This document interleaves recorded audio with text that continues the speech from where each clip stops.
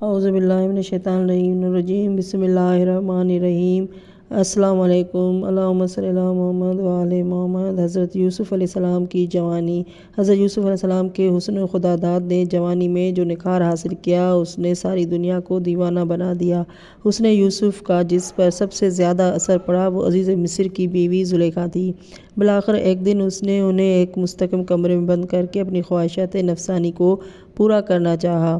یوسف جو معصوم تھے اس جگہ سے جان بچا کر بھاگے۔ اس نے پیچھا کیا، آخرکار ان کا دامن اس کے ہاتھ میں آ گیا اور پھٹ گیا۔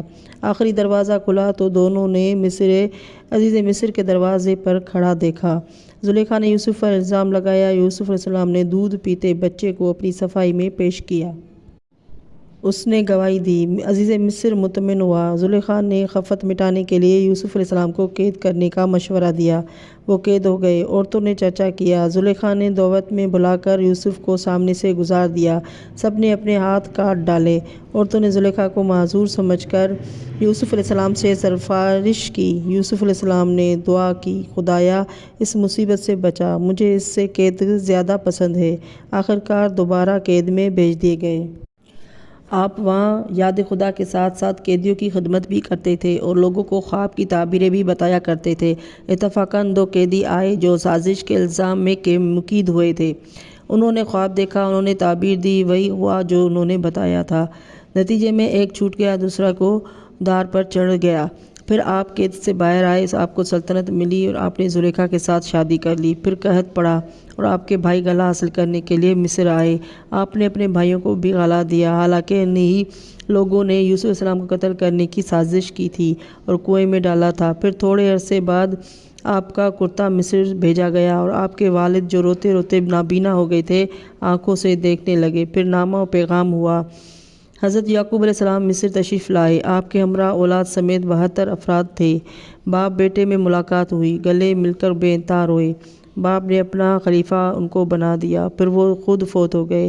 ان کی وفات کے بعد حضرت یوسف علیہ السلام مبعوث بنبوت ہوئے۔ مصر وغیرہ میں تبلیغ دین کرتے تھے۔ اسی دوران میں پیغام اجل آ گیا، آپ وفات پا گئے۔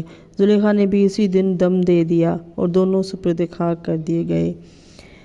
یہ تھی حضرت یوسف علیہ السلام کے بچپن اور جوانی کی سرگزشت، جسے میں نے مختصر ترین الفاظ میں بیان کیا، لیکن در حقیقت یہ داستان ایسی نہیں ہے جو مختصر الفاظ میں بیان کی جائے اور بیان کا مقصد پورا ہو جائے، یعنی سرگزشت سے واقفیت حاصل ہو جائے اور وہ باتیں معلوم ہو جائے جن کے لیے قرآن مجید نے اس واقعے کو بیان کیا ہے۔ ضرورت ہے کہ اس اہم واقعے کو جسے قرآن مجید نے احسن القصص کہا ہے کس قدر تفصیل کے ساتھ تحریر کیا جائے۔ میری اگلی ویڈیو میں اس قصے کو جو حضرت یوسف علیہ السلام کی سرگزشت ہے تفصیل سے بیان کروں گی۔